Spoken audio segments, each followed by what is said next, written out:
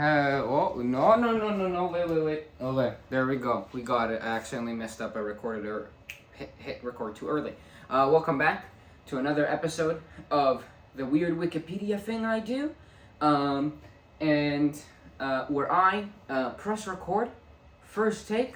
This is the charm, always, even if I mess up and the quality is terrible. So, hooray. Unless it's really, really bad, I'm not retaking it. Today we're going to talk about Masoud Mwahima, by yours truly, of course, Yaron Rubenstein Bonilla, Bloch Aaron, and yeah, I just take a random Wikipedia article, I make a slideshow presentation about it, and this is the third episode. Let's begin. So, who is he? First of all, he's born in 1949, November 1st, in Kenya. Practiced Islam. He is a politician, very renowned in his area, who has made, his runs in many different places, but mainly in a specific, he's done politics in a specific area. He's moved organizations a bunch. That's basically it. And he died in 2022, August 25th. Some facts about Masoud. Masoud did not go to school. According to some sources. Again, I'm basing everything off the Wikipedia article, and if something's wrong, I just kind of do a little bit more background research. So there's not much more to it, right? I just see something cool, I see if it's kind of correct. Awesome. Yeah. If so, according to some sources, he didn't go to school. What can I say? This one provided what I can. This is what they have there. I'm not gonna dig too much deeper.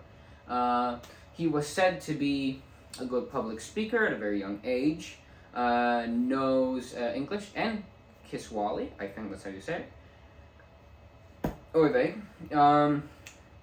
He started his political ventures in 1987, about 40 years after he was born. By being that wording makes sense. Sorry, by being elected councillor of Port City, Mombasa, in Shika Abu, in the Shika Abu ward. There we go. I got it. Later, he became the deputy mayor of the council and eventually mayor from 1999 to 2002. In 1977, he became the chairman of the Likoni division for the Kenya African National Union, KANU, which was the leading party at the time. In 2002, he was kicked out of the position as he pledged allegiance to another party, which was the opposing party, which was the Ford People Party, which sounds very similar to Ford, the guy who made the cars, and sounds very capitalistic, which is a coincidence I'm just realizing now. Oh wait, I forgot. He ran the position. He ran for the position of Likoni, for the Likoni constituency for the Kenyan National Assembly in 2002, but he lost, unfortunately. Or fortunately, I don't know who this guy is, what his agendas are. He seems like a cool dude, funny guy, but I don't know much more about him, other than this slideshow presentation that I made about him.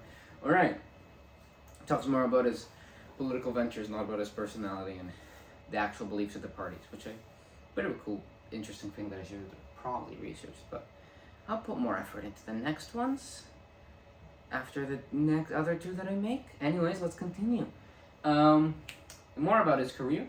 In 2007, he ran for the same seat, which I mentioned last time, this time under the Orange Democratic Party. Really switching up his parties there, Really switching up your parties there, Masoud.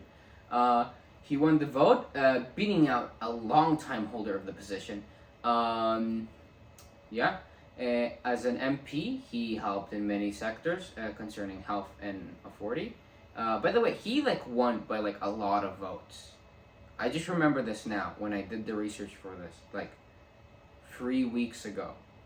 He won by a lot of votes. I don't remember the exact number, but it was a lot of votes. It was a lot. You can look at it in the sources later. Anyways, as an MP, yeah, he helped in many different sectors, specifically health and affordability. Health and affordability, that's kind of some stuff and some policies that he had, like, was very strict on and, like, really wanted to focus on was health and affordability. It's pretty cool. Like, making just, yeah, the availability of healthcare better. Don't exactly know if what he actually did to, like, do that, like, any exact policies, right? I would have to go into, like, the Kenyan policies at the time, which is something that I don't really want to do, but it's something that you can do. And you can tell me in the comments, because I will read it, and I will learn, and I will, you know, new segment that I'm adding just now. I'm stopping a lot in the middle of these slides, and that's just terrible. New segment. You find something new about what I'm, you know, doing a slide on, and I'll mention it in the next video. If, you know, probably in a couple videos after that, because the next two videos I'm filming literally right after this one. So in the next two videos I won't mention it, but in the third video after that, if there's comments there, I'll mention it. I'll read all the comments. When I find something new, I'll read it. There we go. Let's continue. I'm taking too much of your time by rambling about other things. Early in his career, he had a very big, like, feud, like a rivalry with this other politician named Odinga, who was the prime minister at the time. All right. Masoud really trying to fight the big fights here. Okay. So a little bit more